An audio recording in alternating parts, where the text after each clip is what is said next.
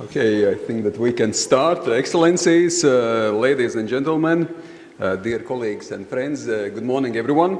My name is Andris Spruts. I am director of Latvian Institute of International Affairs and also professor at Riga University.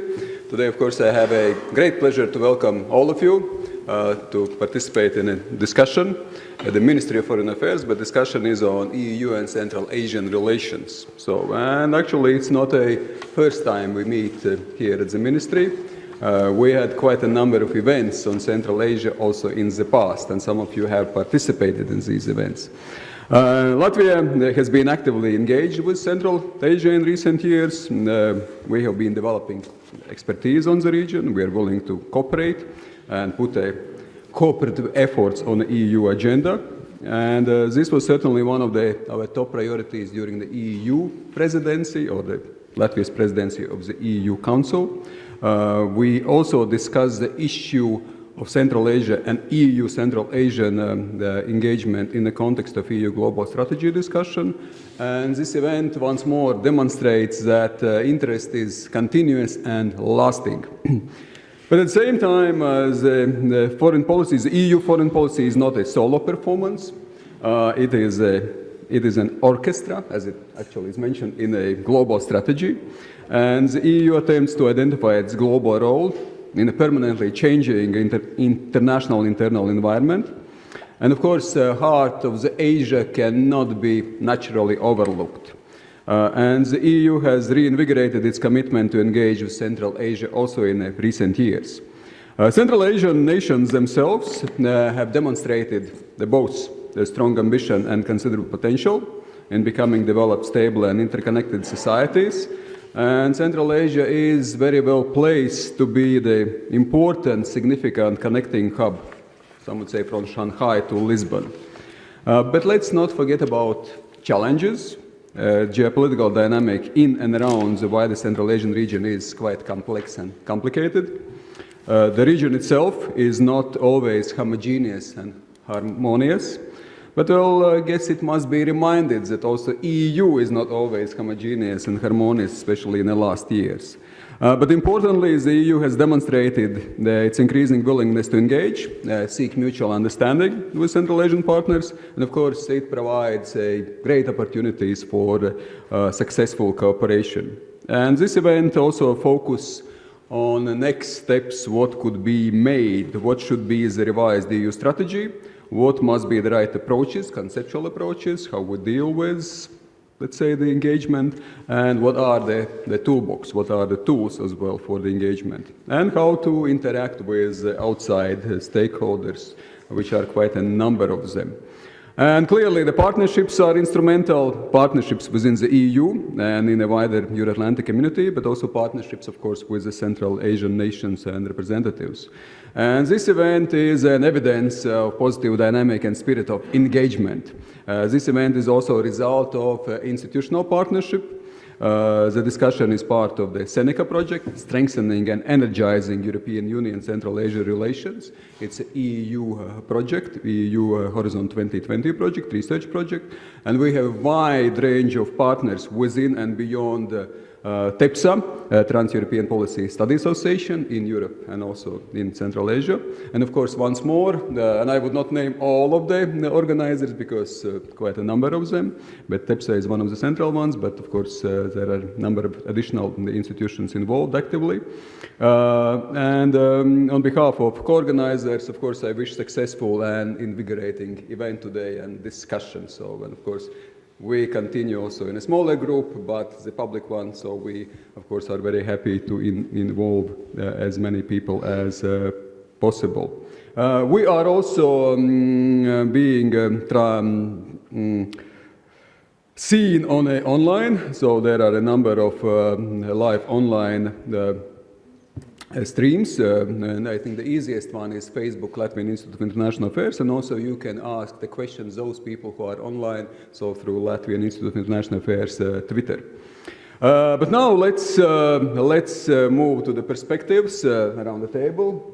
We have distinguished perspectives here, 2 ambassadors and 3 professors.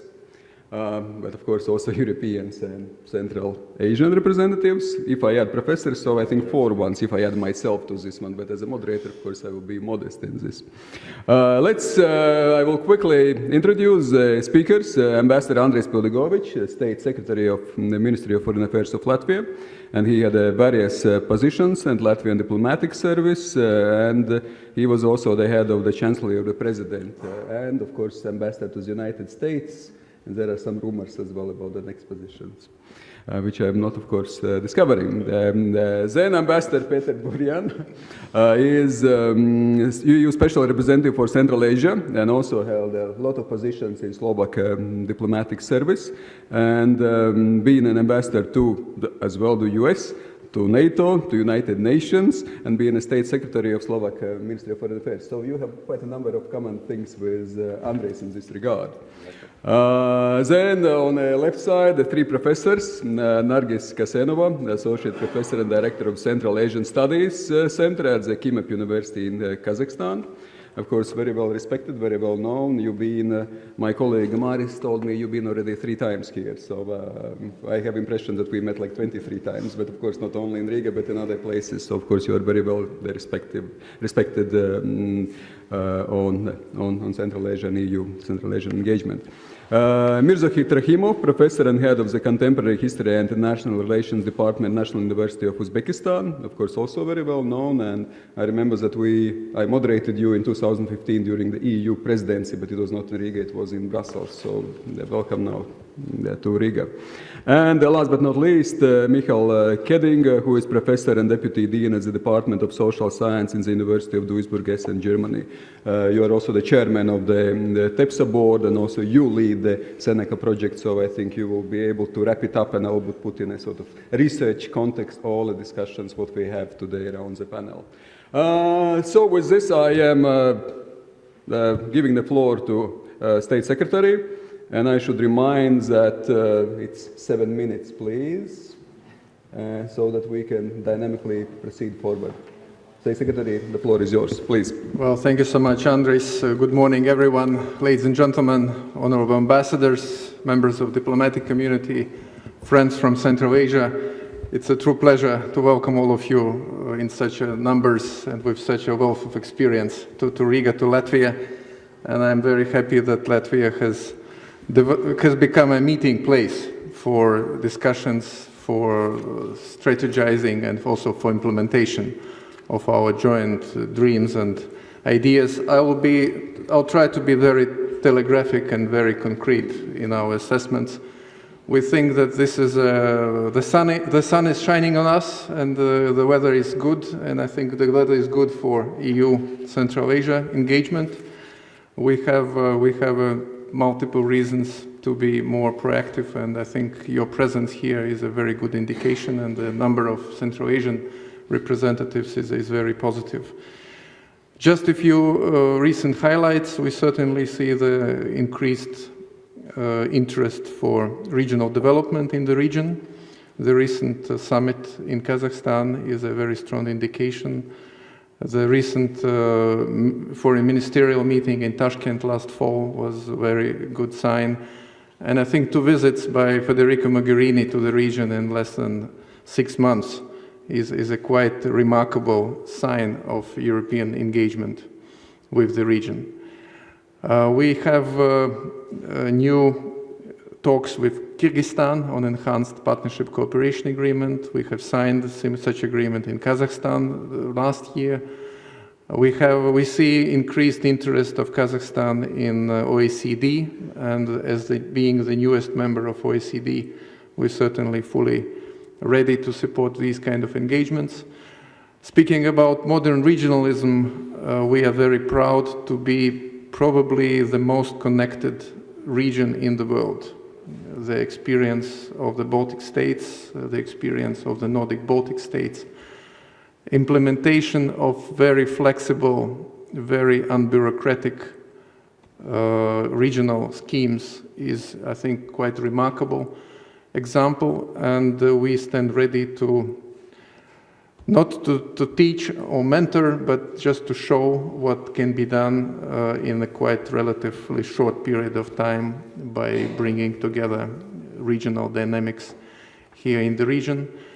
We are certainly ready to share our experience in management of the modern borders. We are the first country in the Baltic region which has fully delineated, demarcated borders with Belarus and Russia.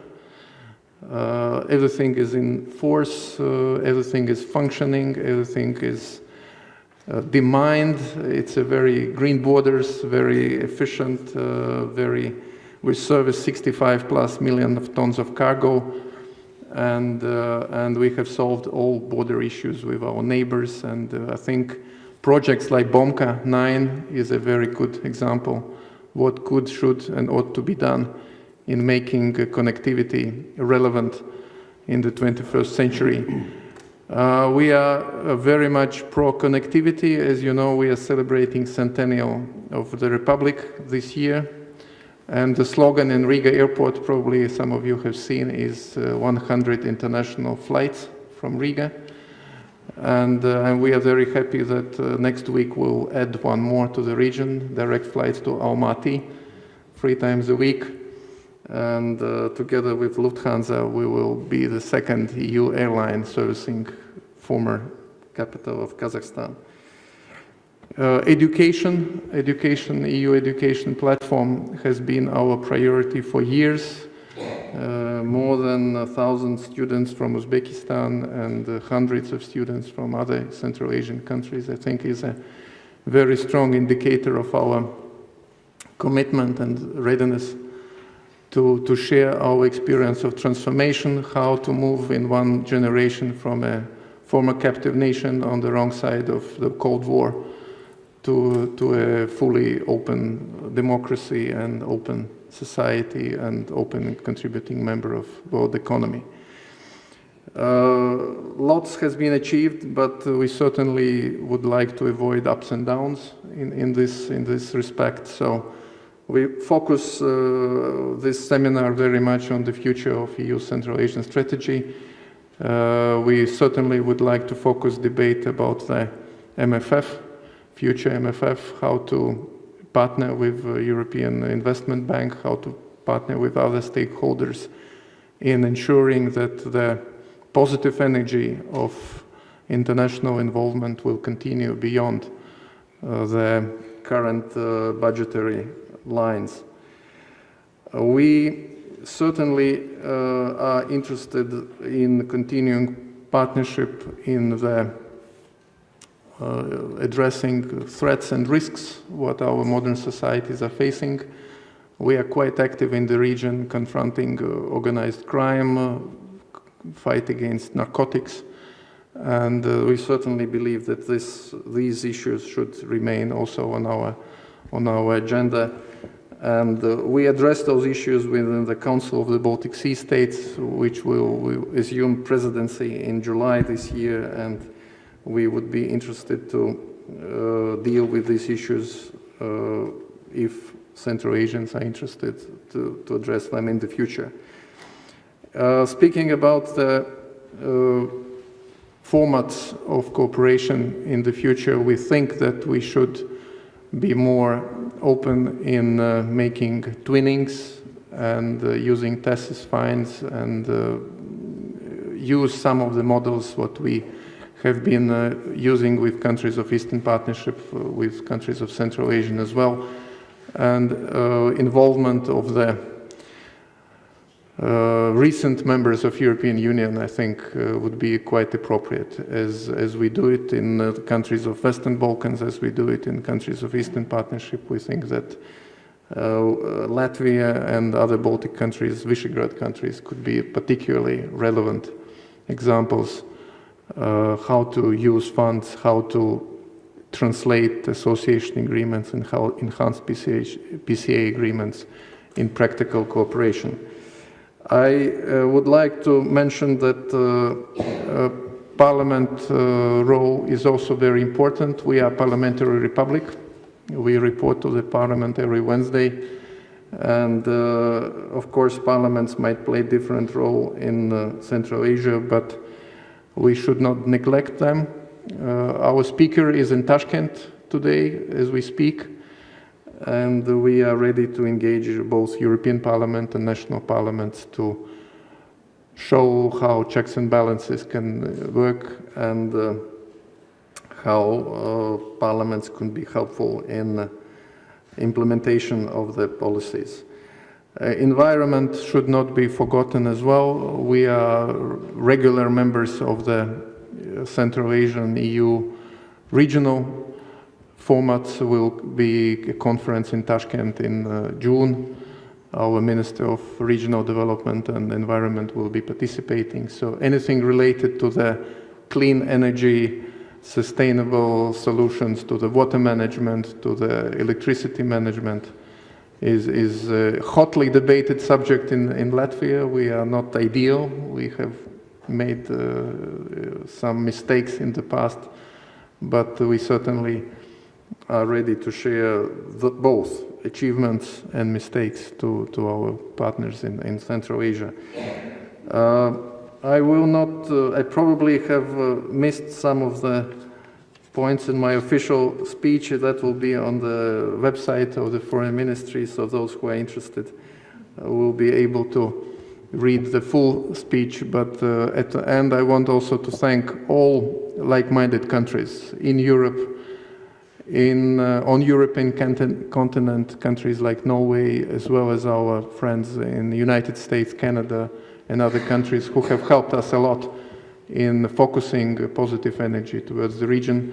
We run a few training programs at Riga School of Law, at Latvian Agricultural Academy, on food standardization, on business promotion, programs which are of different scope and different time lengths, and we will continue to fund them, we will continue to run them, and we very much hope that this seminar will be stimulating and will generate new ideas for interaction. Thank you for coming, and I wish this seminar to be productive. Thank you. Thank you. Thank you, Andres, for the concise and very sharp presentation showing exactly the points what Latvia is doing. If I may, a very quick follow-up question. Latvia has been active, and all respect to other Baltic nations, but Latvia has been, it seems, the most active. Would you agree that Latvia has been the most active? And why exactly, why Latvia has taken this leading role, if you would sort of compare to the other Baltic nations here in the region? Well, I don't want to be arrogant towards other partners. I think both Lithuanians and Estonians, they have done their share, and Estonian Diplomatic Academy in Tallinn is doing great things, and the Lithuanians have done a lot as well. But I think Latvia, to some extent, maybe stands out because because of geography, we are eastmost country of European Union, the only one which is bordering both Russia and Belarus. We had, I think, in some respects, we are the most relevant example for Central Asians, how to manage countries, how to cooperate with Europe, to be part of Europe, but also have working relationship with Russia and Belarus. With Russia, we have more than 60 agreements, and most of them are quite functional. I think in terms of the challenges, we have a multi-ethnic society, so we have a considerable part of the population which is multilingual, and I think this is also a good example. Speaking about education, we can show good, workable, multilingual society. We have had difficult education reforms, but they have been successful, and I think even the most fervent critics of the Latvia in the East accept that we are an example of multilingual societies, and I think this is also relevant to Central Asians. And I think about connectivity. We are the only country which has those 100 flights in all directions, with road connections, with air connections, with digital connections, internet connections. We have also minorities from the countries of Central Asia here on the ground, a few thousand people contributing to the Latvian state. So we are well positioned, and we want to be, we are not only a laboratory of change, where Central Asians can see how change is possible within one generation, but we are also one of these examples how to integrate the region. We are in the middle, so we have been the most interested to keep Baltics together. As you know, we are working on the high-speed rail project here. We can show with empirical examples how regionalism is working here and what can be achieved in other parts, including Central Asia. Thank you so much. Let's proceed. Ambassador Buryan. So what is the state of affairs of the EU Central Asian engagement, and where are we moving? Please. Thank you, Andres.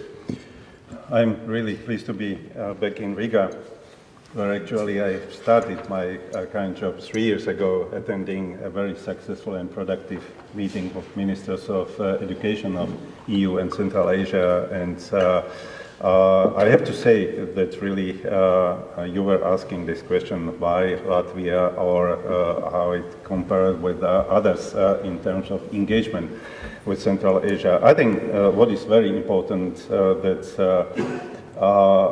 Latvia has shown the way towards Central Asia to others. And I have to say that after this very active Latvian presidency of the EU, Central Asian region was brought back to the level of attention it really deserves.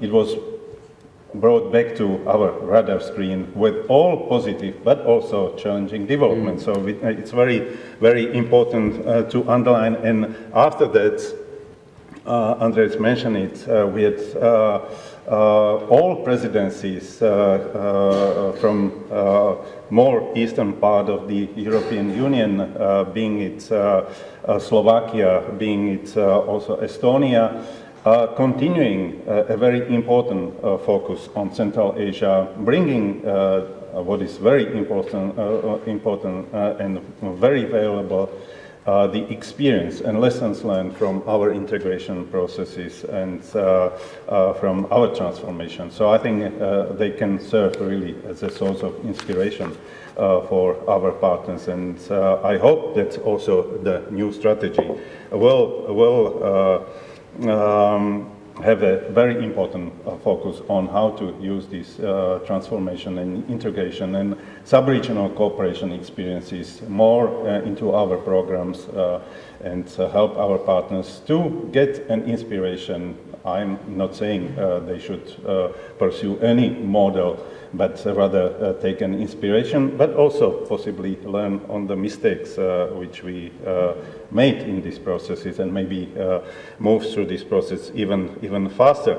And I'm glad to see that it was not a one-time exercise during Latvian presidency that Latvia brought up a topic, and then, as sometimes happens, you know, after the presidency, everybody is relieved, but closing the files and move to another topic. And the meeting today I had with the State Secretary is showing that Latvia wants to continue its leadership, its contribution to implementation of the strategy, and also for developing a new strategy.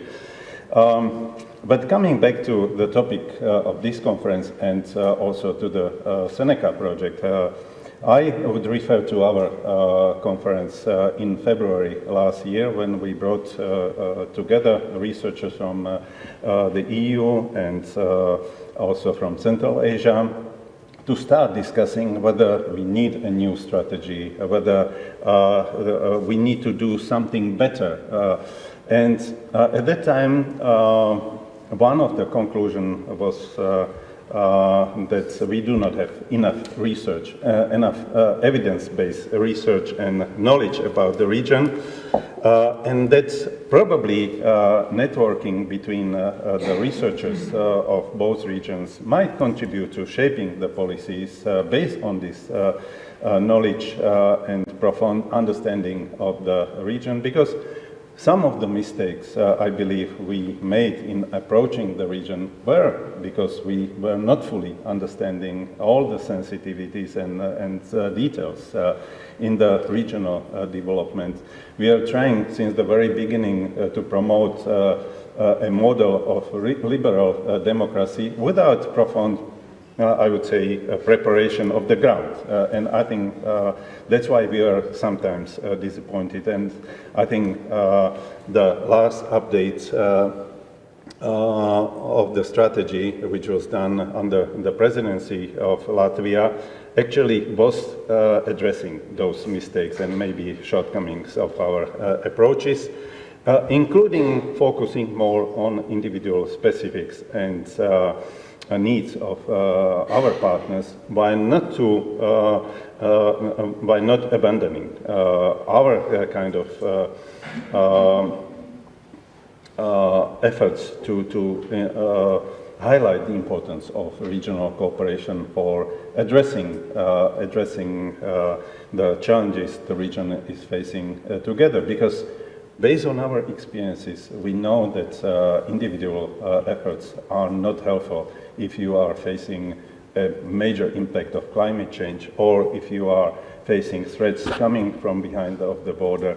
They are not helpful if you want to create a connectivity with other regions and integrate the region to a larger global market or transport corridors and so on. And I hope really this kind of understanding of our partners will be developing further. There were some very encouraging signs coming from the region recently, including I would say historical summit in Astana of leaders, where they came together themselves, 5 leaders of Central Asia, discussing the regional challenges together and designing common approaches to addressing those challenges without a presence from the outside. When I mentioned this, that we welcome this kind of development, that our partners are meeting for the first time without the outside presence, I was asked, did you mean it seriously? There was a diplomat from the region or from rather a northern neighborhood asking, really, this correct what you said? I said yes, because we believe if the countries of the region are talking together and designing their regional strategies in addressing the problems for us, it will be much easier than to support the implementation of the strategies based on regional ownership and leadership. So I think, once again, this is a very welcome development. Second, we see a new spirit of partnership between EU and Central Asia, namely because we gave our partners bigger deal of ownership in shaping the renewed strategy, whether it was Council conclusions and a renewed strategy in 2015, or whether it's a preparation of the new strategy now, when we organize 5 workshops in our consultative process in individual capitals.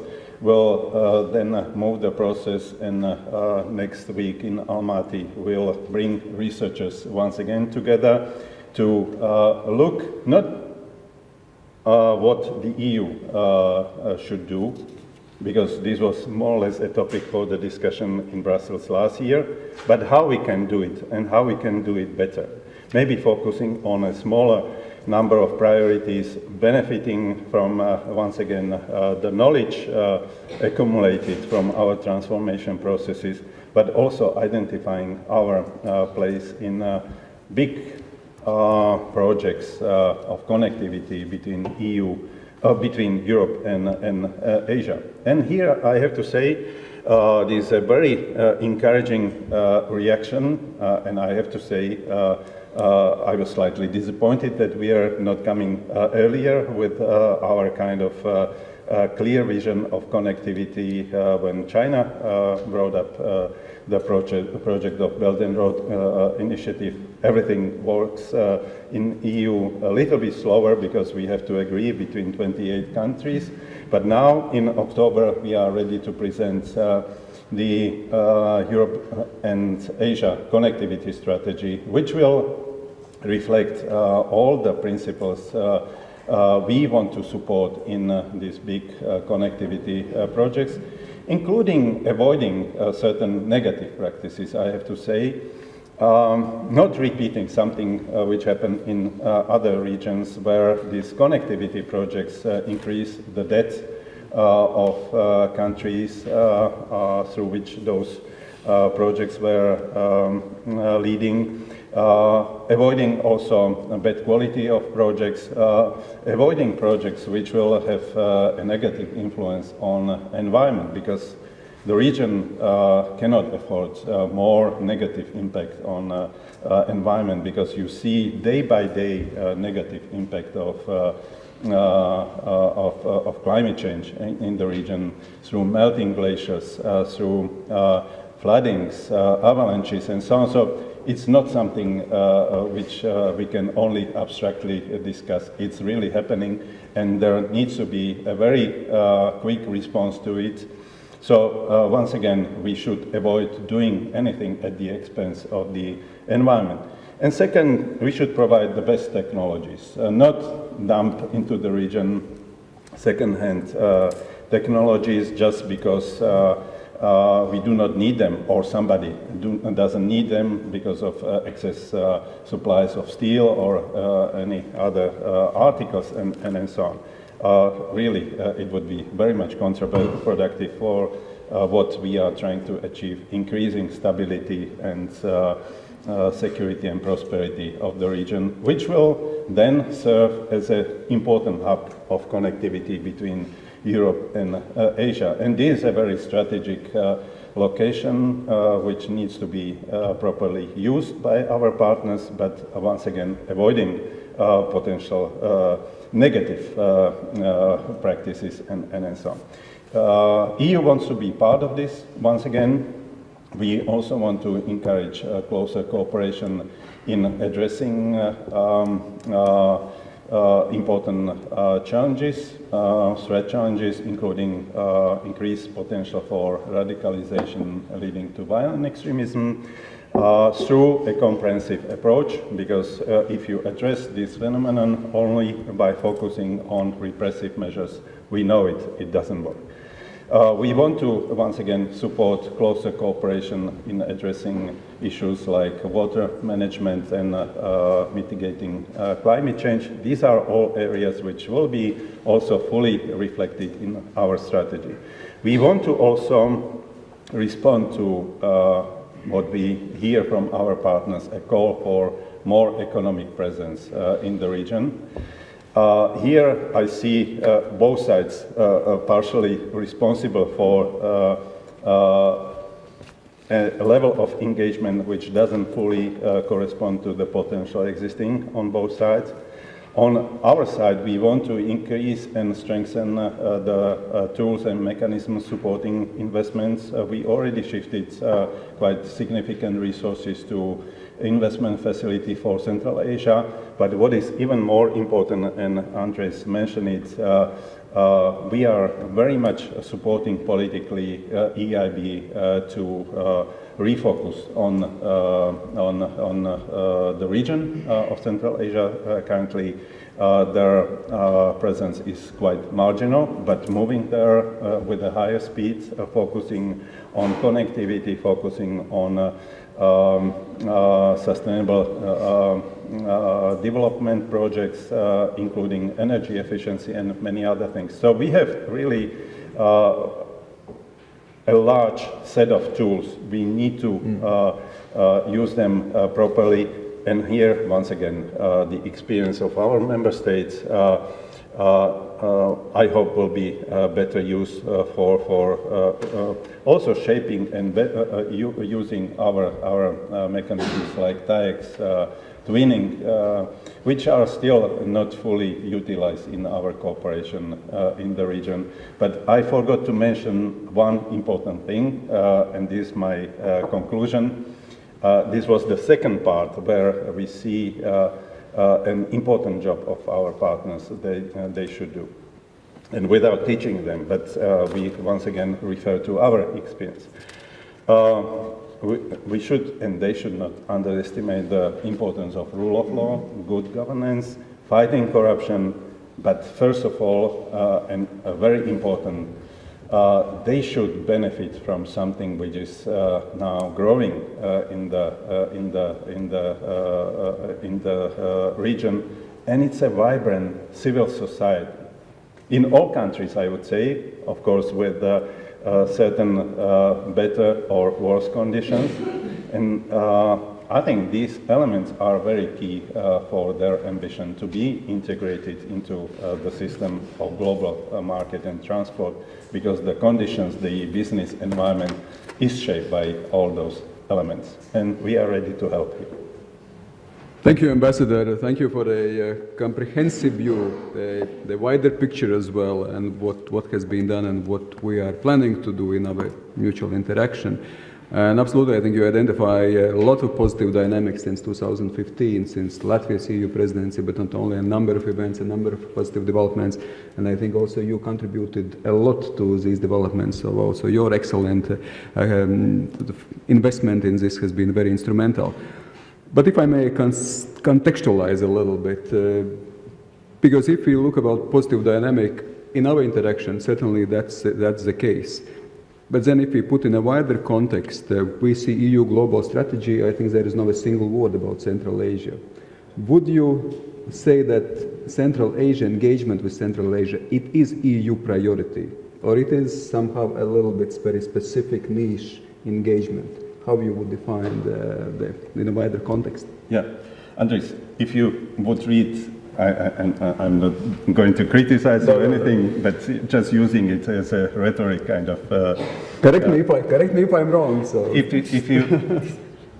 you use our and read our global strategy correctly, you will see many important elements which are connected with Central Asia. And also, the global strategy is expecting that we develop regional strategies, implementing and translating the global strategy principles into regional approaches. And here, there are two very important elements. One is the connectivity. The global strategy is very much highlighting the importance of connectivity for everything we are trying to do, including increasing stability and security and prosperity of regions through these connectivity projects will go. So this is applicable for Central Asia also. And once again, a connectivity strategy will translate it into concrete principles and guidance for our private sector. Second, building resilience. And supporting resilience of societies in our partners' countries is very much a key element of our approach to Central Asia.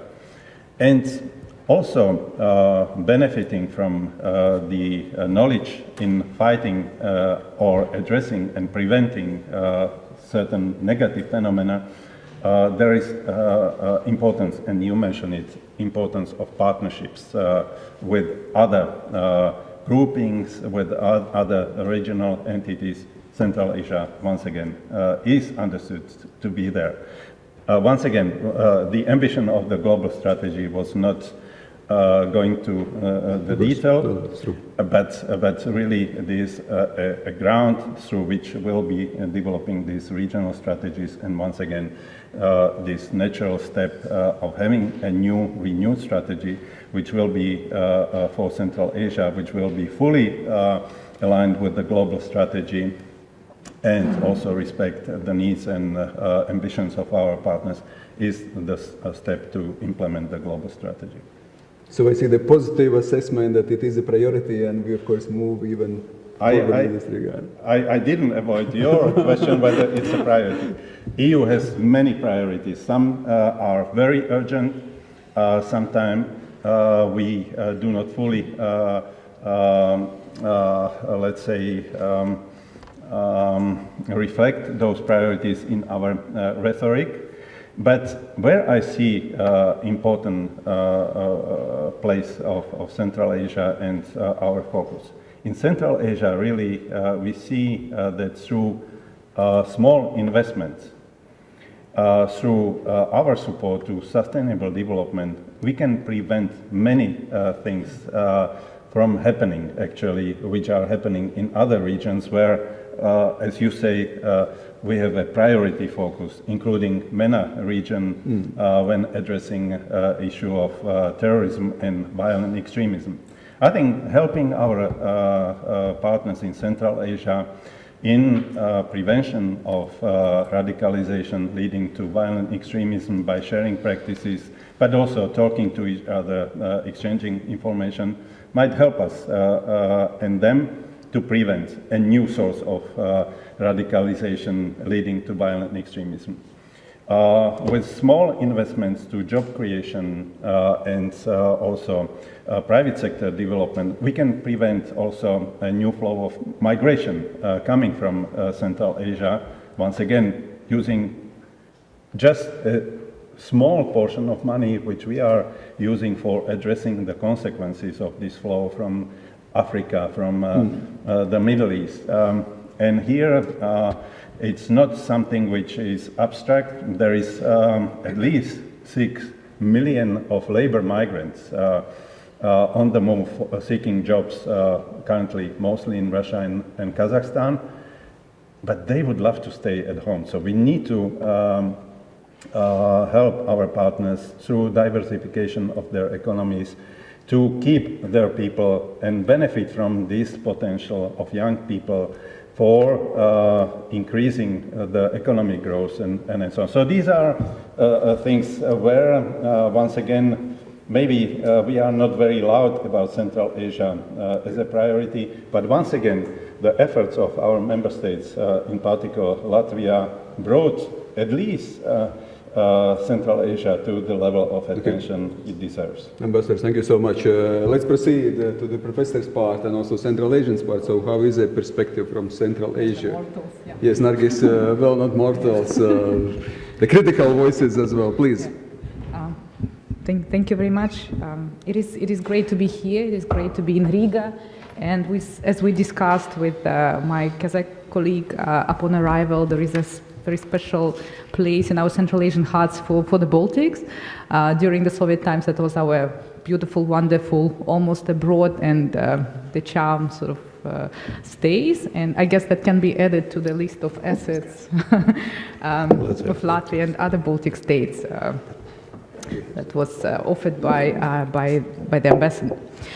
We were asked to answer 3 questions, and the first question was how successful has the 7 minutes. Yes, of course. How successful has the EU engagement been so far? And it's actually a difficult question because how do you measure success? What are the benchmarks and so on? But I guess you can compare it to other external actors in the region. And well, in Almaty, I teach a course, Central Asian Global Politics, so we look at different external actors, and I have to admit that making students interested in EU Central Asia relations, it's a bit difficult. Yeah, it's a difficult task because definitely they are less dramatic than our relations with Russia, US, China, Turkey, Iran, and maybe it's not a bad thing. And basically it shows that the EU engagement has been quite consistent, it has been comprehensive, we do trade, we do political, there is political engagement, there is political dialogue, human rights dialogue, there is support of civil society, there is assistance across the board, it's environment, education, other things, and the funding has been growing. Of course, there are some problems and challenges, and well, in my view, not enough clarity of what the EU wants to do in the region, with the region, how it sees future. with the region. But definitely EU policy in the region is less confused and confusing than the US policy. So far, under the Trump administration, sort of retained the course, well, more or less defined during the previous administration, but there were already some unsettling moments, like, for example, when the funding for the State Department and USAID was discussed, and, you know, they wanted to cut it, and like really make serious cuts to it, and then like, okay, what's happening in this area? So it is far from clear what's happening in US-Russia relations. That's important for us. It is not clear what's happening in US-China relations. It's important for us. What's happening to Iran, the Iranian deal, once again, is quite important for us. What's happening to non-proliferation? What's happening to the arms race? What's happening to the to free trade, WTO? Yeah. That remains to be seen, and with the EU, we know where EU stands in this regard. There are less tensions in our relations than in our relations with Russia. There are less latent tensions than in our relations with China. And actually, I think it's interesting to compare the two, I mean, EU and China in the region, because there are some similarities, and of course there are some important differences. Both EU and China are continental and global powerhouses, and to gravity poles for us.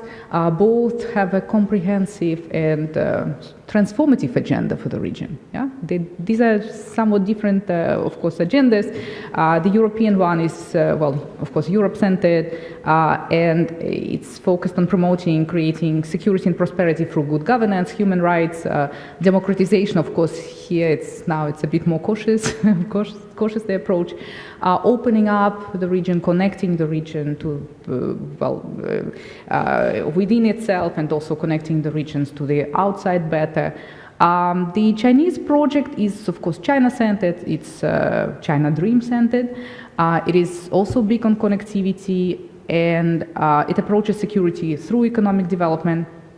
It doesn't want to impose its model, although now more and more we hear that, well, not more and more, but we started hearing about the desirability of following the Chinese model of attracting private investments. Because, well, the implementation of the BRI sort of shows that there are multiple problems in this department. And basically there is a problem with, problem of weak governance, lack of rule of law, property rights, etc., and that impedes the success of the projects. So of course, these problems with weak governance can make it easier to enter a certain market, yeah. But then it's entering at your own peril. And there are examples of Chinese, especially private investors, losing money in the region. Yeah? And of course, it's not the only region where it happens. We started at KIMEP, we started studying Chinese investments in Central Asia, and it's too early, of course, to draw conclusions. But we can already see that the situation on the ground is more difficult than you can see in in the official rhetoric. It's difficult for private investors to operate in the region, and if we take our national bank statistics, actually over the past years there has been even disinvestment if we look at the Chinese foreign FDI in Kazakhstan, and Kazakhstan is on the forefront, yeah. And well, they understand the difficulties, they understand the problems, I mean the Chinese government, and they try to cure the ills through improving Chinese companies' practices. Then increasing internal discipline.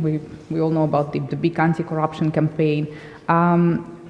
Okay, yeah, well, and one can argue that some general principle of good governance, like better transparency, better environmental and social standards, are needed. And as the ambassador mentioned, the EU is fully aware of that, and there will be a strategy proposed in October, I believe, this year. And Federica Mogherini actually referred to this strategy, talking about EU engagement in Central Asia. However, here the big question is to what extent Central Asian governments, who are hungry for investments, some are more bent on sovereignty, some are more dysfunctional than others, to what extent they understand the need for this principles and standards, and well, that's I think it's pretty big issue on our agenda. And it can be a good, potentially a very good item that can energize relations if successfully dealt with. And here, 30 seconds on the Baltics. Yes, please. Yeah. And from what I understand, okay, great. So I understand that for the Baltic states, it's also quite an issue. And well, your institute published a great volume called Afterthoughts, Riga, 2016 International Forum of China and Central and Eastern European States. It's really a great volume. And I hope that our regions can develop more ties tackling these challenges that have to do with connectivity, BRI, and so on. And well, 15 seconds for actually expressing my gratitude for the interest of Baltic states in developing ties with Central Asia, promotion of Central Asia on the EU agenda. The Latvian presidency was mentioned. Also during the Estonian presidency, I remember there were activities kind of to support the development of the new strategy. And you know, there will be this flight next week from Riga to Almaty, which is fantastic.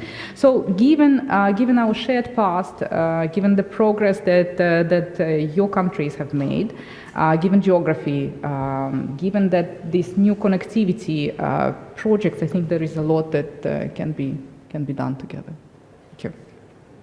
Thank you, Nargis, for bringing Central Asian perspective and also bringing in, we can say, the wider context of interplay between different stakeholders, including China as one of them. But I would very quick follow-up question. Very quickly, I would ask on what you have mentioned in your writings, the importance of EU's soft power. Yeah. Would you think that, what do you think? You know much better, so would you say that soft power is really respected in Central Asia? It's what really also expected in Central Asia? Is soft power is sort of relevant competitor to Russia's, China's investments, hard power, much more, you can say, assertive policies? Well, definitely. Yes. Yeah.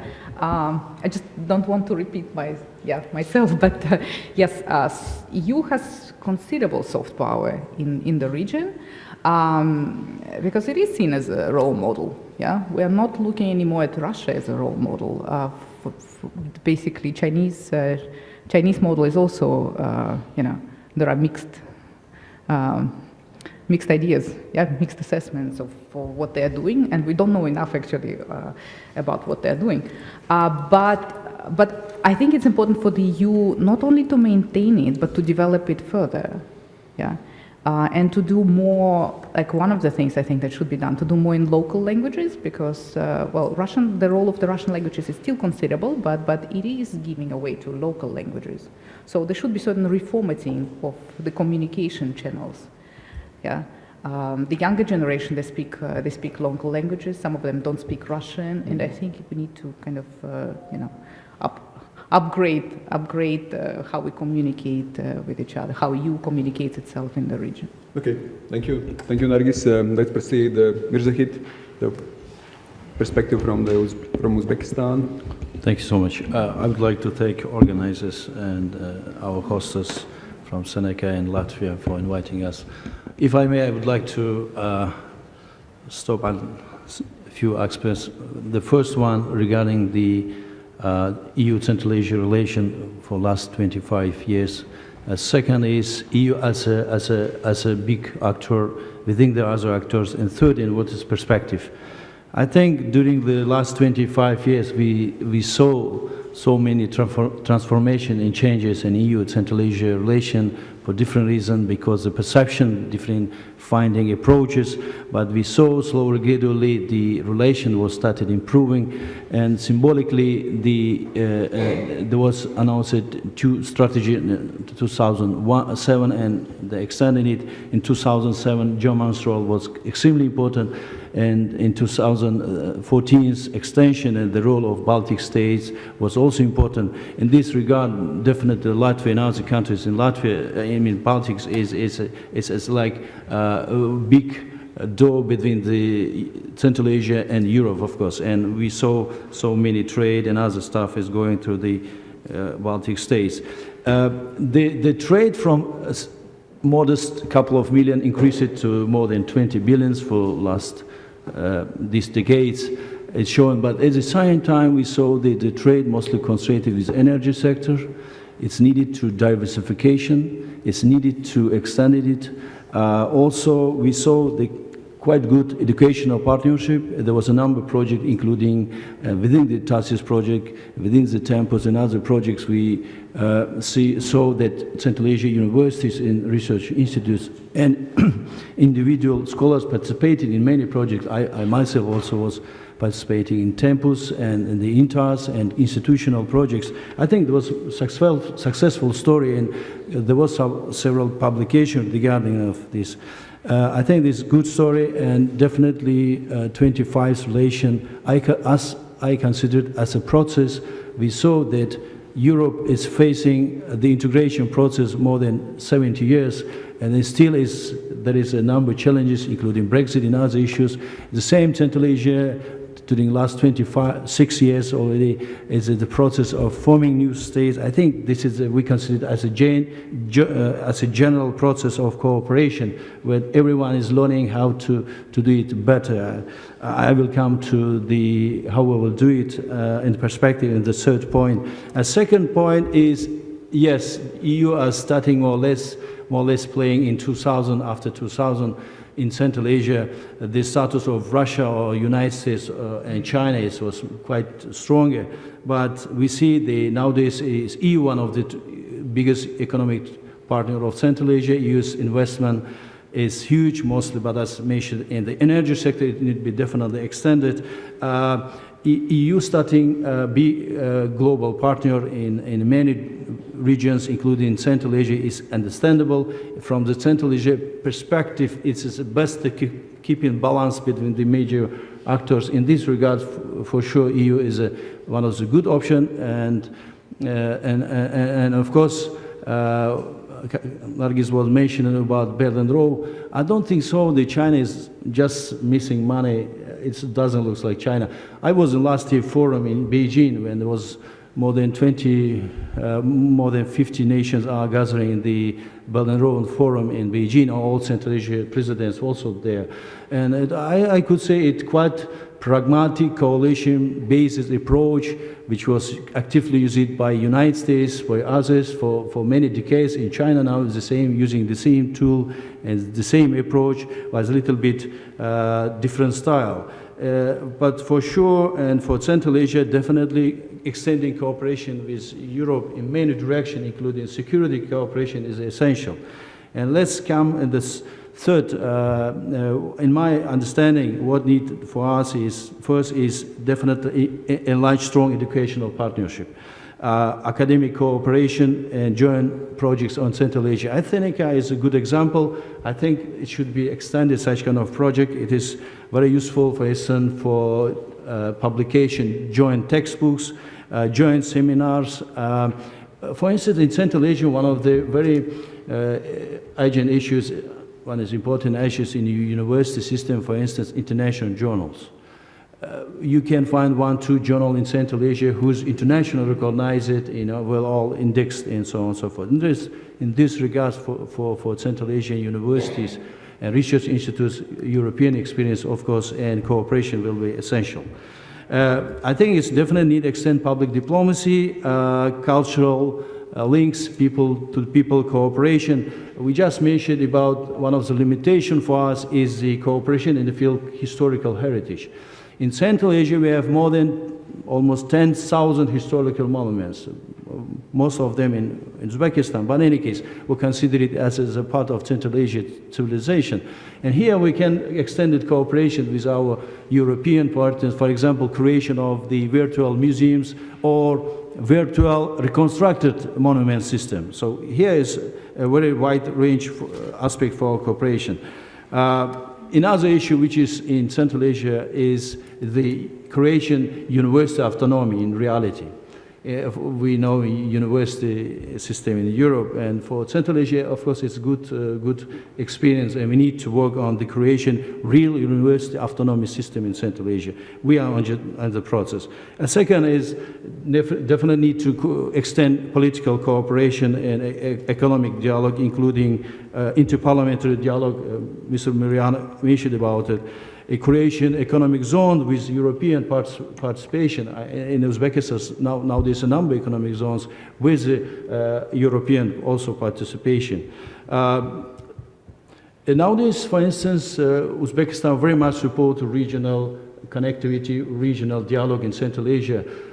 In academia, for instance, we participate in the creation of the platform for Regional Governance Council of Central Asia countries. So, which means the conflict regions, I mean transboundary regions, we transform it toward the cooperation, which is much done, for instance, Germany with Poland in the last several decades. So, third aspect, of course, we talking about renewable energy. Here, of course, the quite potential for Central Asia, and Europe has good example, thank you. And we need to work on it. And one more very important aspect is the tourism. We need in Central Asia develop tourism the same. We would like to see more tourists from Europe coming to Central Asia, not only Europe, but from other countries. You know, Uzbekistan demolished last couple months more countries to come, visa-free come to Uzbekistan. And I was a few days back in Samarkand. I saw a line of people in the front of historical monuments. This is, of course, priority when we can work together. And finally, I'd like to say the security challenges, absolutely. Middle East, it's problem for Europe, it's problem for Central Asia, for America, and for everyone, and we should work together. Afghanistan issue, Mr. Brown, you know that Uzbekistan hosted 2 international conferences last few months on Central Asia security, and last one on Afghanistan. We consider it as Afghanistan as a potential, not as a threat, but as potential for future cooperation with Central Asia, South Asia, and other regions. Let me stop here. Thank you.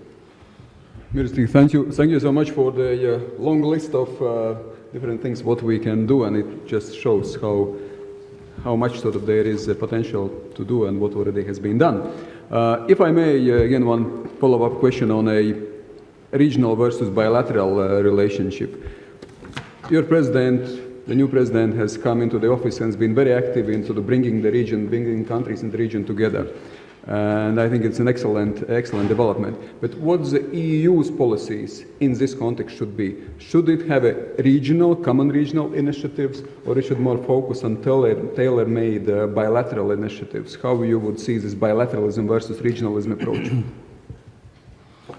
Well, indeed, in the last 20 years, Uzbekistan priority was the, let's say, bilateral priority over the multilateral. At the same time, we saw in Central Asia nowadays we have several platforms. For instance, CIA or SCO within the, let's say, Russian and Chinese initiative, C5+1 American initiative. EU has several platforms of multilateral cooperation. Japan has Japan plus Central Asia. Korea has Korea plus Central Asia. And we could say that all of Central Asia is participating on this project because there are some aspects, there's the issue connectivity, because all of them are supporting connectivity. The issue of increasing, let's say, economic development is also important. Regarding last initiative of Uzbekistan in Central Asia, it is interesting. For 1.5 years, there was 15 meetings of the Central Asia presidents, official and working meetings. And it was done quite good stuff regarding the increasing dialogue and cooperation. But I could say there are many things need to be done. Plus, already Uzbekistan implemented roadmap on cooperation for each country of Central Asian countries. And for instance, as a part of academia, we are participating on academic and educational partnership with our neighboring countries. We expecting in a couple months of academia visit from Kyrgyzstan, from Russia and other countries. So the priority is increasing diversity of connectivity.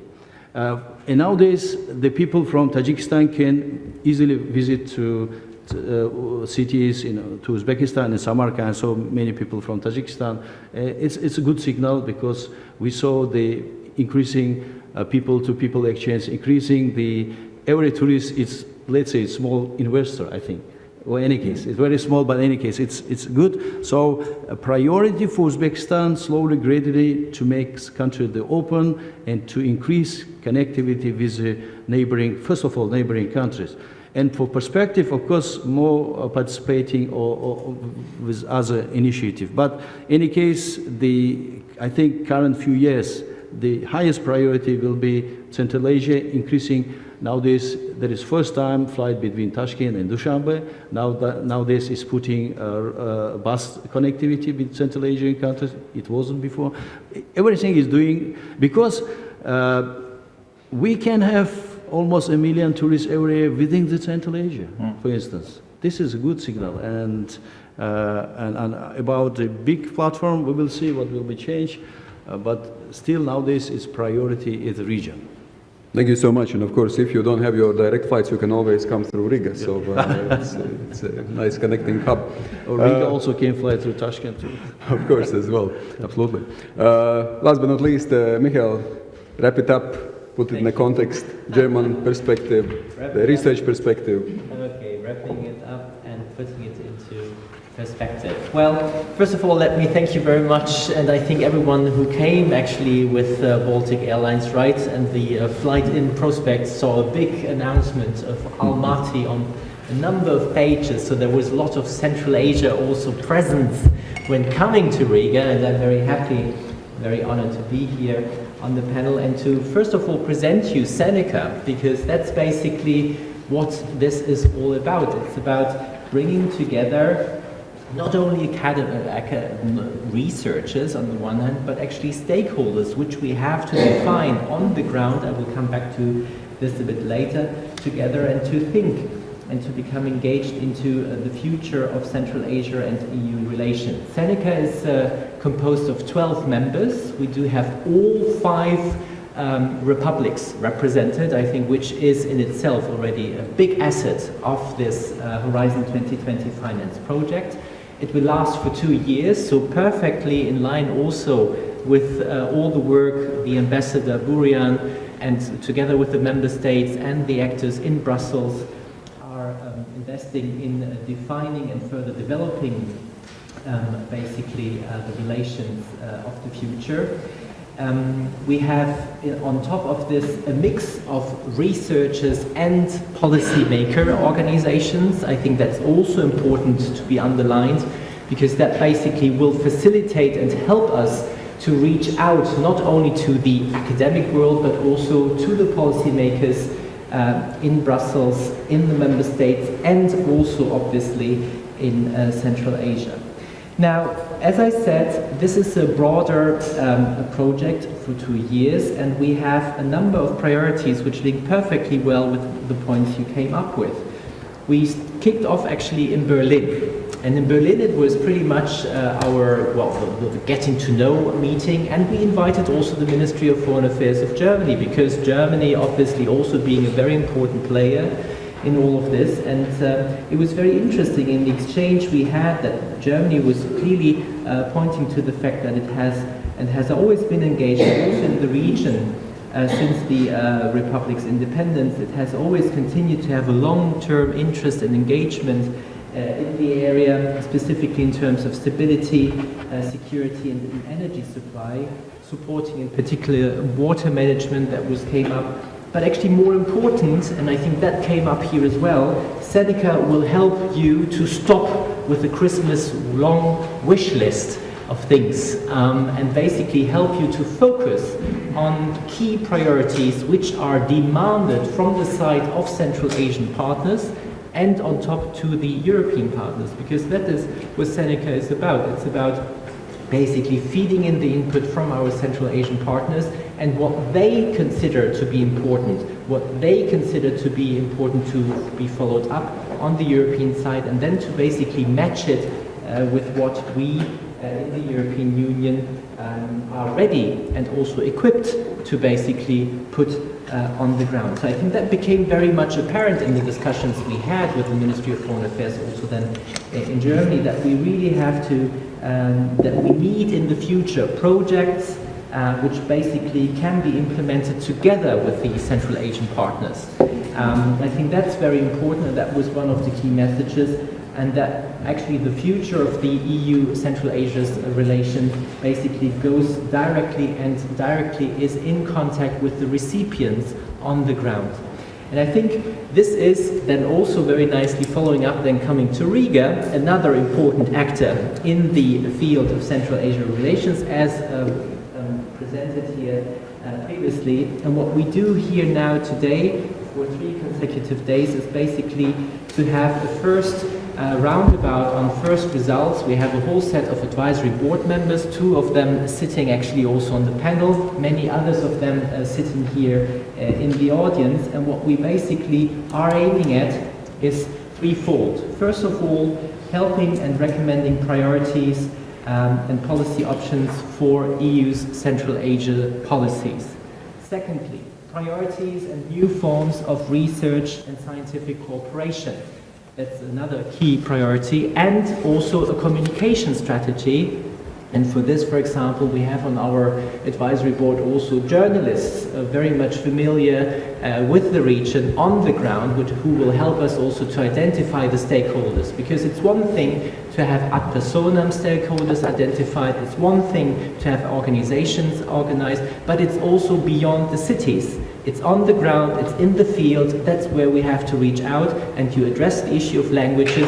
It's not sufficient that we only publish everything we have in English on our websites into Russian, but no, we have to go beyond, because as you just explained, there is a whole new generation waiting and maybe not anymore as familiar with the Russian language. So if we intend to reach out to those, this is clearly something we will develop further in Seneca. This is what Seneca is all about. Thank you very much. Thank you so much, Michael, for the very short, but at the same time, again, very informative overview of what we are doing, what the project is about. And I think it is about bridging several gaps, the generational gaps, the bridging gap between the EU, or continuously bridging the gap between EU and Central Asia, and also hopefully bridging the gap between decision makers and the professors on the one side and the other side. But I think also the ambassador has done a great job in this, and you mentioned several conferences which have taken place in the past, and I think we appreciate it very much for your contribution in this regard. With this, I am happy to open the floor. We have half an hour for questions and answers. Please raise your hands and state who you are, introduce yourself, and question or comment. Raffaello, please. Thank you very much.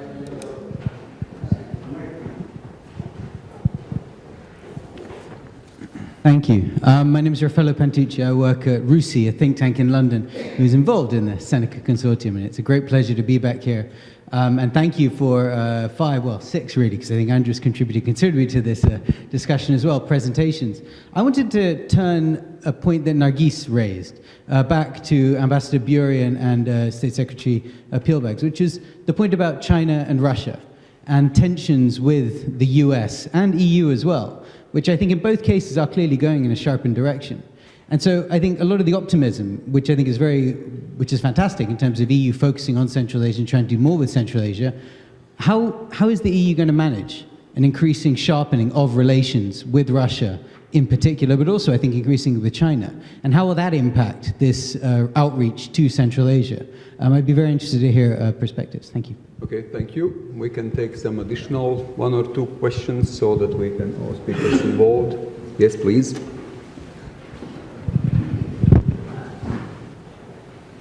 I'm Professor Kulano. I represent Central Asia Research and Education Network. It is actually very connected between Central Asia and Europe. And actually, I think for Central Asia countries, it's very important to build knowledge-based society. Just we on transition. And as Ambassador mentioned, we need to stop migration of young people. I think it's very important.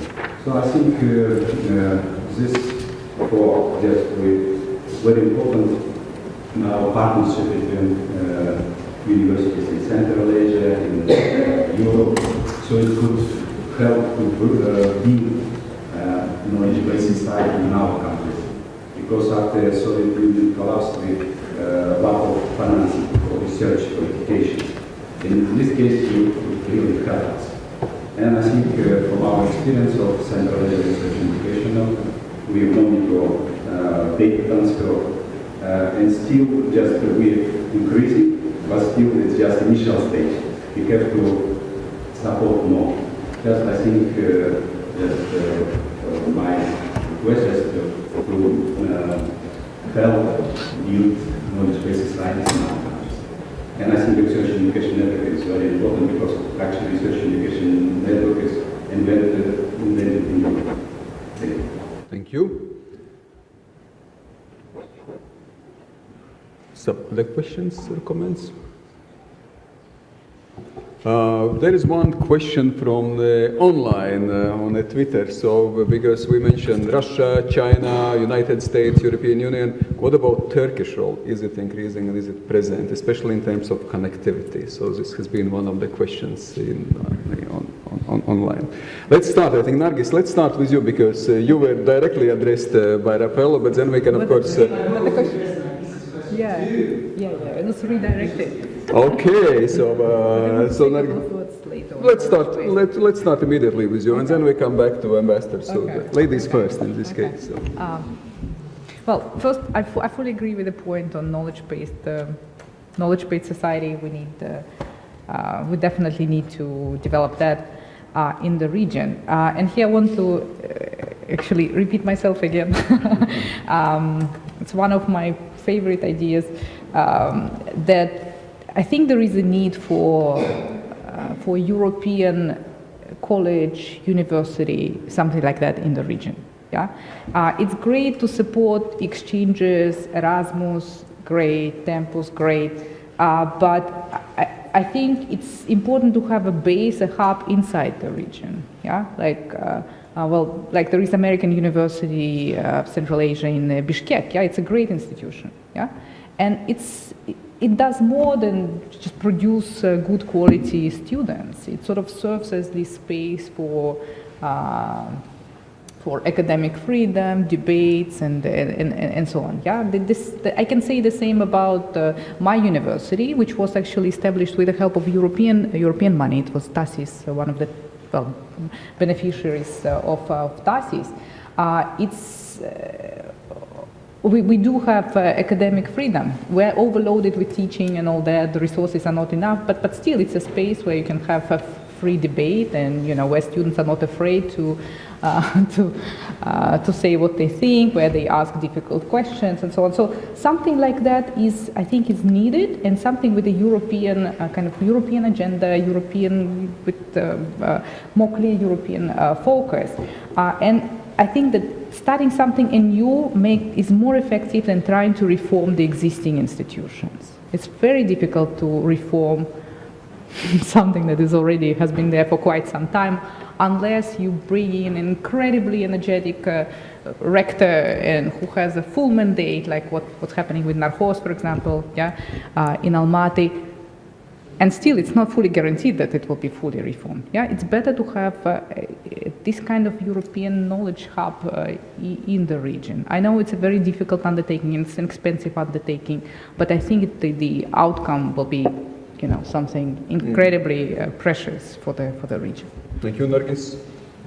Let's move to the side of the table, Ambassador, but we can still come back to also the side of the table, please. Thank you. Maybe briefly answering to Raffaello's question. Initially, I wanted to underline in my introductory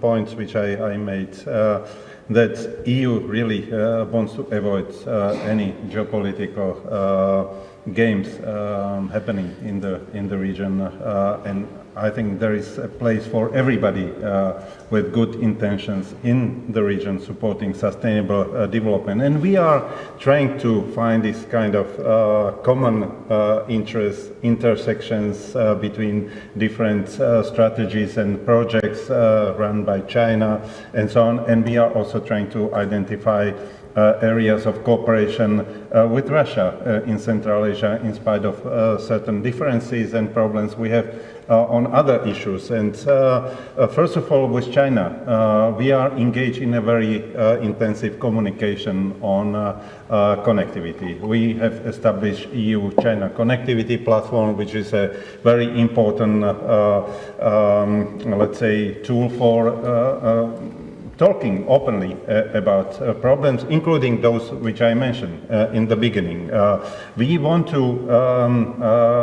let's say, trade not being done through the region when you promote Belt and Road Initiative, but also in the region. I think it is very important that Central Asia is also considered as a destination within Belt and Road Initiative, and our approach is building connectivity between Europe and Asia.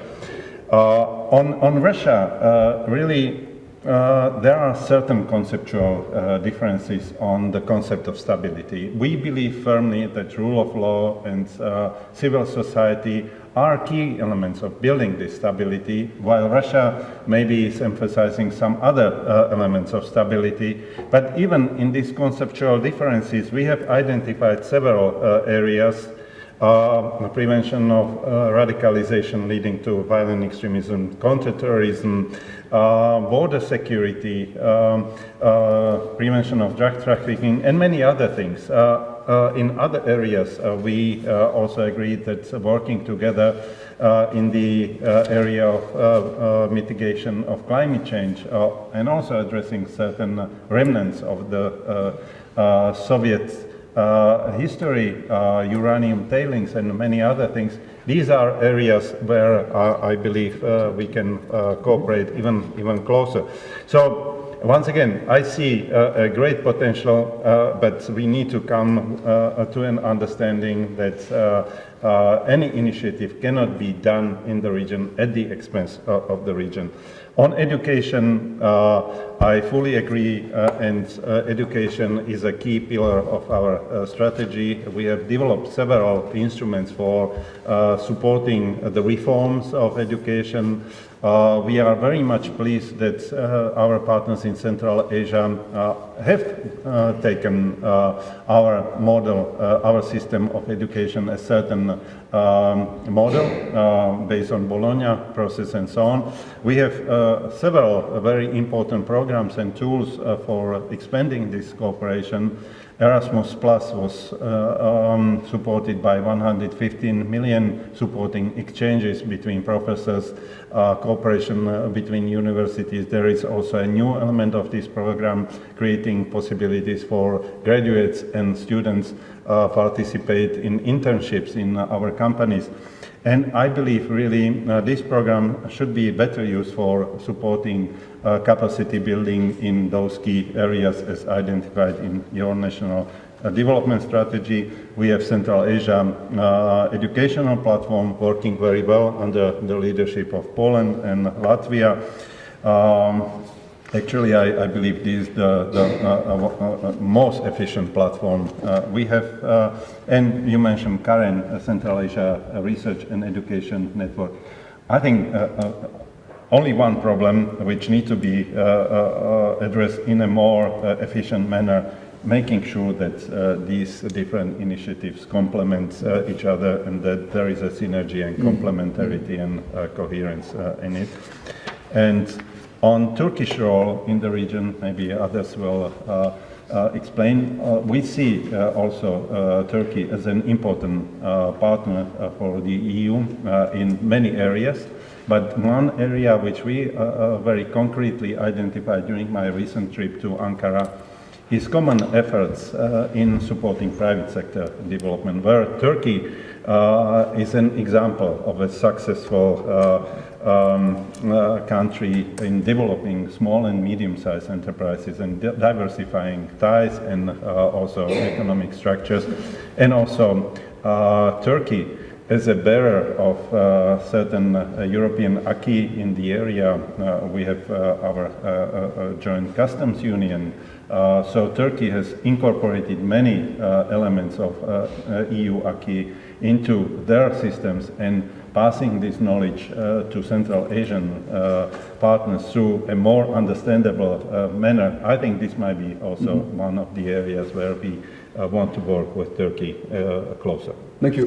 Before I give to the other floor, Nargis, because short intervention on Turkey. Yes, I'll be less diplomatic than the ambassador. of course, Turkey is an important country for us, yeah, and the ties are very strong, and we participate in various Turkic cooperation platforms. But I would say that its role is actually has decreased somewhat due to the fact that Turkey now is a troubled country. It's divided country, and the kind of evidence of that would be education. Turkey had very considerable soft power in the region due to the fact that they were strongly present and very successfully present in the education sector, yeah, especially secondary education with Turkish lyceums. And with the division kind of among Islamists in Turkey now, that what happens to the Gulen movement, and Turkey has been putting pressure on Central Asian governments to close, well, Kazakhstan, Kyrgyzstan, basically, to close these lyceums. So it's basically getting fragmented.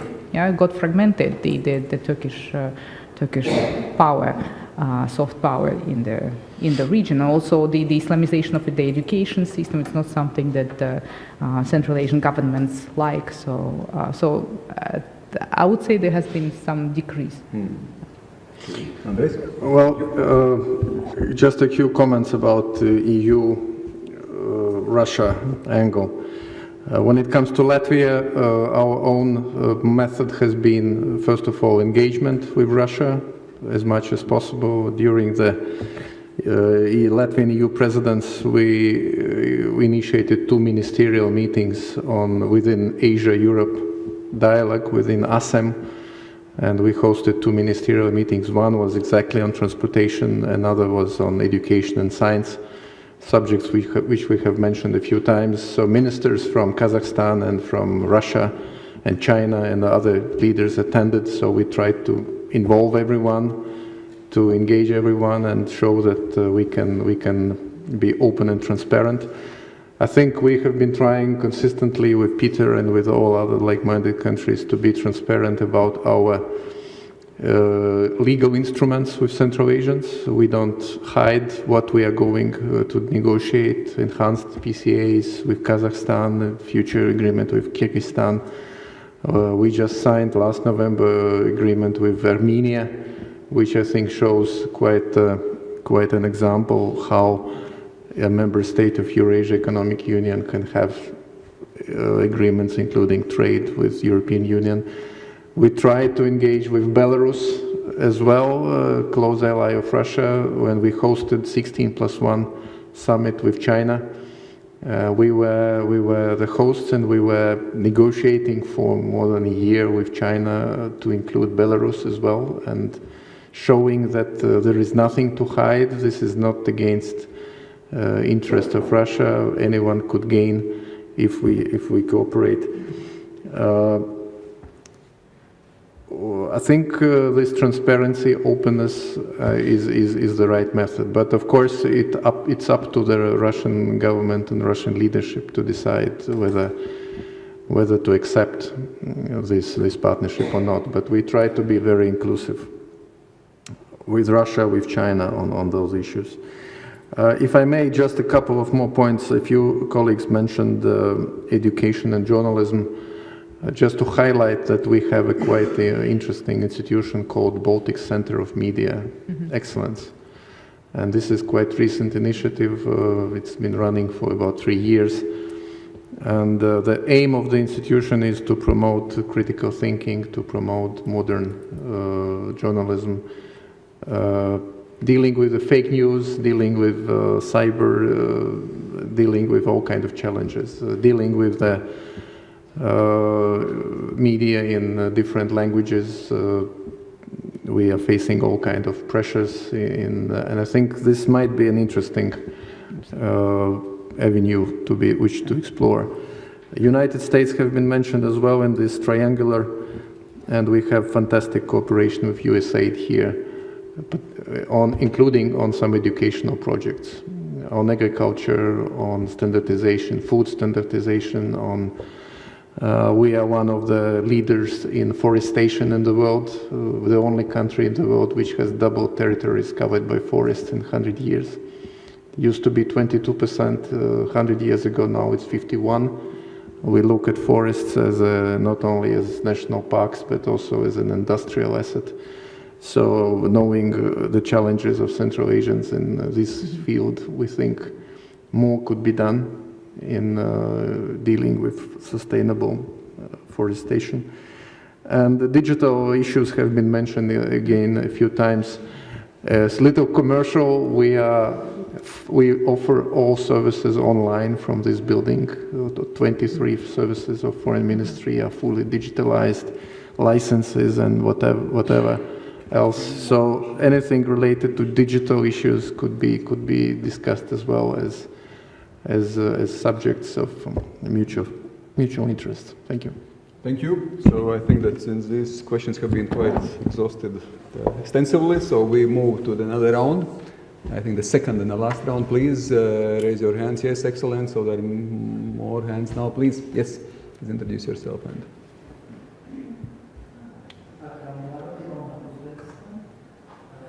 for many years, the European Union as an actor was more active in multilateral dialogue with Central Asia. This EU Central Asia dialogue was established many years ago, and there was a lot of meetings. But as we are going to discuss new strategy, I think effective strategy can be some kind of mix of bilateral and multilateral formats.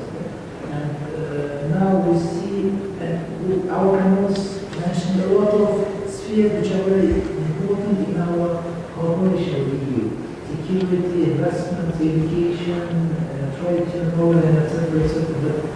Depending on country, exactly or Central Asia, these priorities can change slightly. Something can be number one, something can be number two priority, and in this way, I think this bilateral relationship will be very important. And following from this very short comment or question to the Ambassador Julian, is the EU going to be more active in bilateral relationship if we see for recent years, or it's what are the plans? Thank you. Let's proceed. Catherine, yes? And then, yes? I think the mic just should be switched on if I... Yes. Now? Yes, it sounds like it. I mean, it was a good voice, so we could hear you very well. Yes. So now, please. Katrin Böttger from Institute for Europäische Politik in Berlin. I have a question to Peter Burian, and it was regarding the question in how far the finances for supporting Central Asia in developmental aid, etc., will be factored into the next multi-annual financial framework. If I know the negotiations have already started, and the fighting is quite tough because of Britain probably leaving the budget and of other policy areas fighting for priority. But what do you think is the outlook here for the EU-Central Asia relations? Thank you. Okay, budget, money, always important. Yes, thank you. Yes, please.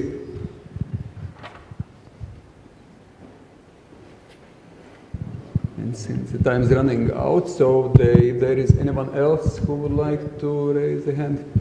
Yes, please. Yes. Yep. Hello. My name is Florian Koppenrath. I'm here with the Higher School for Social Science in Paris. I was wondering, there's one group which is very relevant for the relationship between the European Union and Central Asia, and that we haven't talked about, which is the Central Asian community living in Europe, which is very diverse. We have political asylum seekers, we have students, we have business community, and we have something like people who could be considered as a brain drain from Central Asia to Europe. I was wondering if from the European side or from the Central Asian side there are initiatives aiming at involving these people in the improvements or the fostering of the relationship between the two regions. Okay, Central Asian community in Europe as well. Please. At Krutko, Ministry of Justice of Latvia. I have one question actually to Ambassador, and question is following. You mentioned tax and twinning missions, that you are planning to increase them, and also mentioned rule of law. As you can understand, I'm Ministry of Justice, and those topics are quite important for us. And we understand, and we also know very well that these are instruments which actually can help for not only candidate countries, but also Central Asian countries. That's why I would like to clarify, maybe you could mention something a little bit detailed about that. Thank you. Okay, so I think it's already a number of questions. I would add the last one as well, and we could do it in reverse order. So with Michael, I would start. We discussed this new strategy, and I think it's been mentioned on several occasions that there is a risk of Christmas tree, that we put all the wishes, bilateral, regional, etc., etc., many of them being mentioned also here, and I think all very important initiatives. But if you would have to pick up one top priority, what you would prioritize? I know that it's a little bit simplistic, but at the same time, if we move in direction that there should be more narrowing of priorities, then what would be your one? And of course, I would kindly ask not to repeat each other. Yeah, let's start with you, and we go in reverse order, and the heaviness of the questions, the bulk is for the ambassador. That's why let's start with you. Very short and brief on the various questions that came up. Well, I think most importantly, all the different members of Seneca basically have their means and forms and already long-standing cooperations with also Central Asia communities in Europe. So there are already workshops, there are means of involving those, and they will also be partially involved in Seneca. I mean, me, myself, I have 2 PhD students with a Central Asian background conducting research, and they will obviously also part of basically strengthening the prioritization of new forms of scientific cooperation, also the policy options and use policies.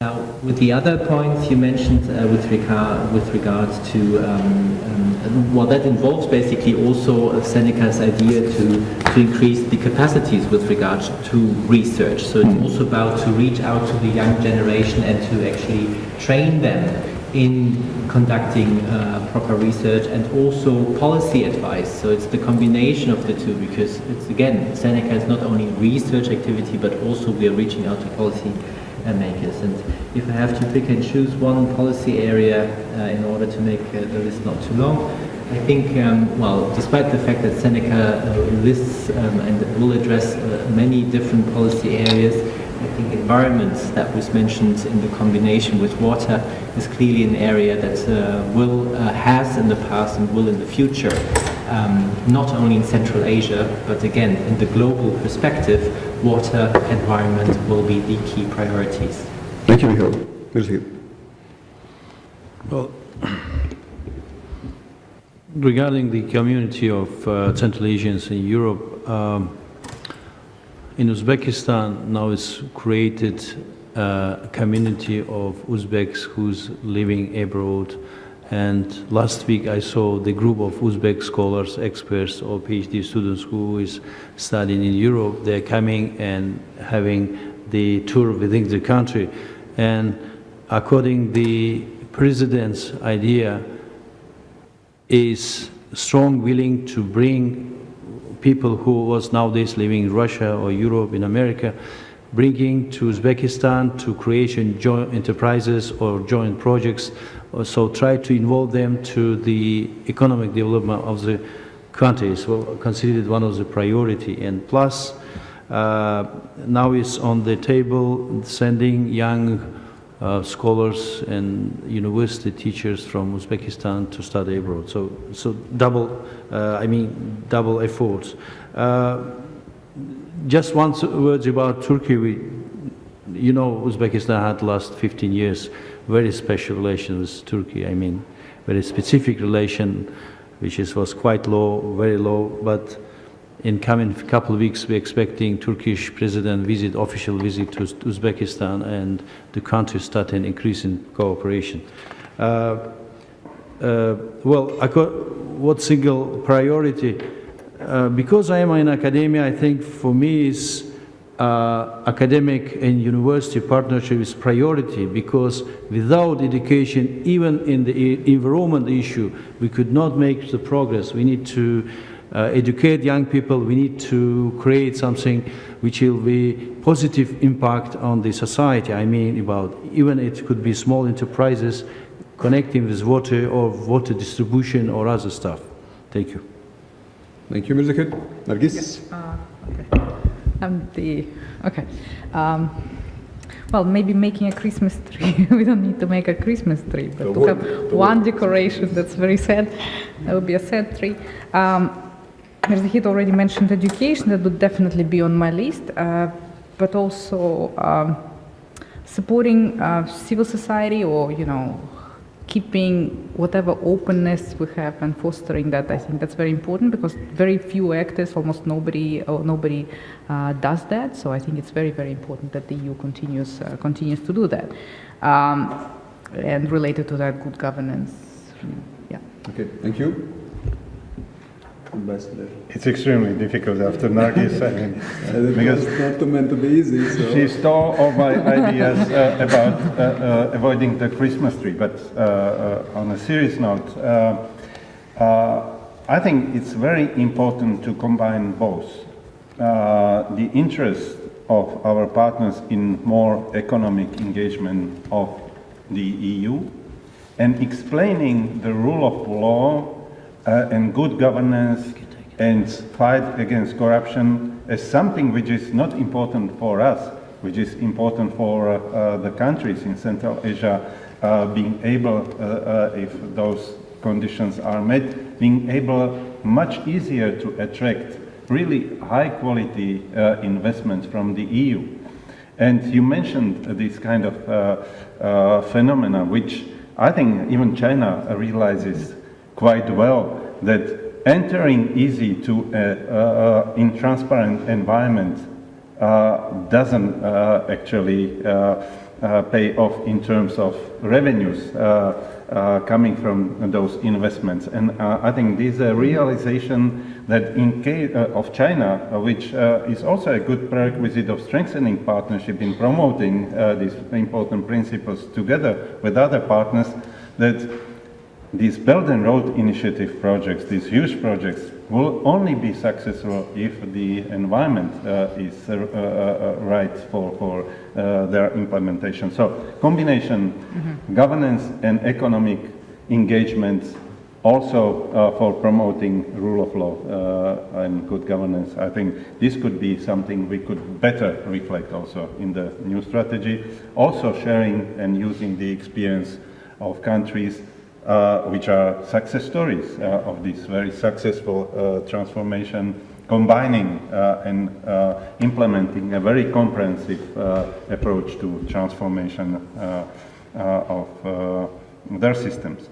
On concrete issues, exactly the aim of the strategy will be to follow up something which we already started, combining regional approaches with bilateral focus on individual specifics of countries, reflecting those specific needs in our programs, starting from regional programs, but really very much reflecting in those programs the needs of individual partners, because the needs are, of course, different and situations are different. We have already this approach in our CADAP, in our BOMCA program, and so on. Will continue.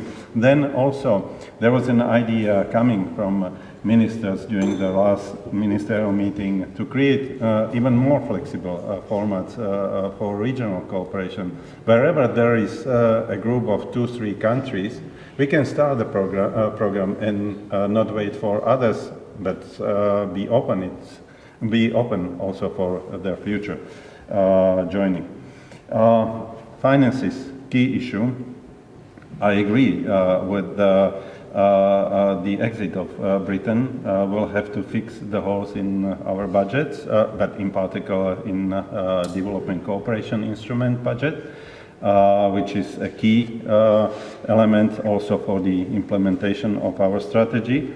What we'll be fighting, and here we need to have a support of member states, to keep at least the current size of the budget, because I believe more or less it's sufficient for addressing those basic priorities of our strategy, provided that, as I mentioned in the beginning, we have a more significant presence of European financial institutions, in particular EIB, which needs to engage more. And it's coming already. I mentioned a very kind of promising progress in Uzbekistan, where the country is considered as quite an interesting partner for EIB in those key areas: energy efficiency, waste management, waste recycling, but also infrastructure projects. We even started talking when our High Representative was meeting President Mirziyoyev on maybe combining efforts of EIB with ADB on different sides of the border, combining efforts to connect the region through Afghanistan and help also Afghanistan in building infrastructure and hopefully provide concrete dividends of peace to people. So these are a few things, but we need to really have political attention and support of our member states here.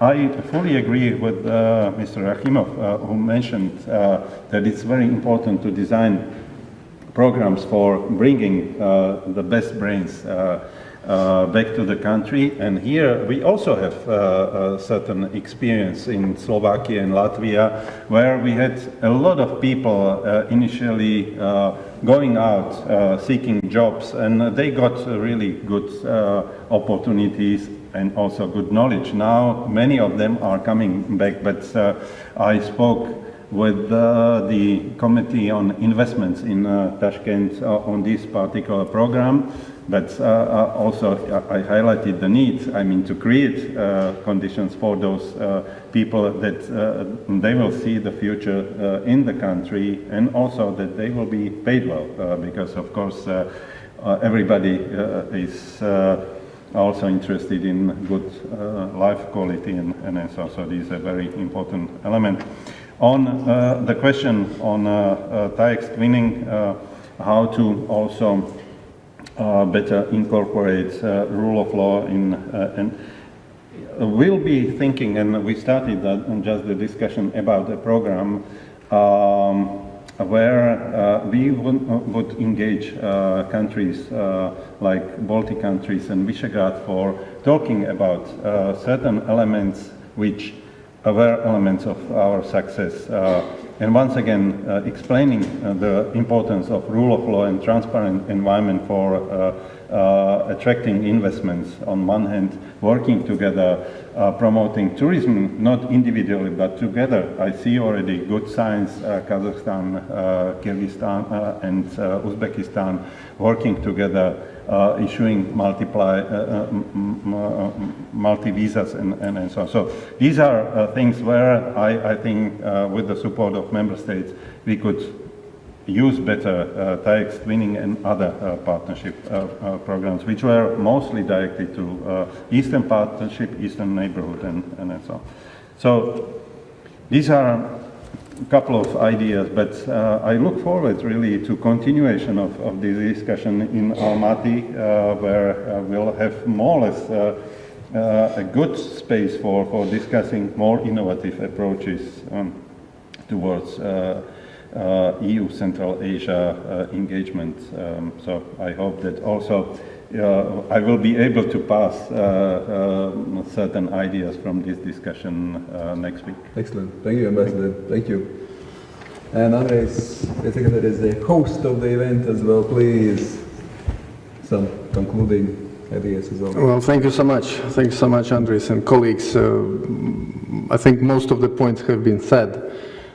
Just from my personal experience, and actually I started my career as a desk officer for Central Asia in the early 90s, about 24 years ago.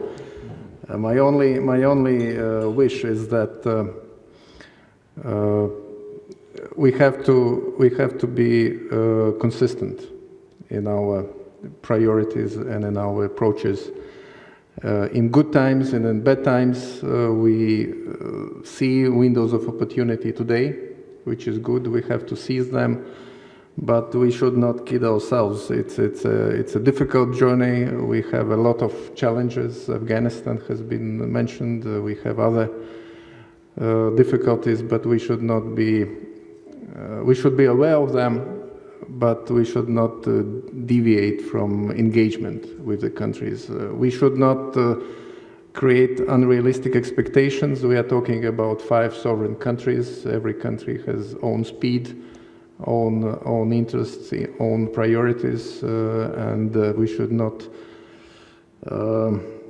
be overexcited, but on the other hand, we should not slow down engagement when going will be difficult. And in the past, we have had such periods. Latvia has not wavered in engagement with Central Asia. We've been doing this for the whole 27 years since regaining of independence, and engaging with the governments, engaging with the civil society, engaging with universities.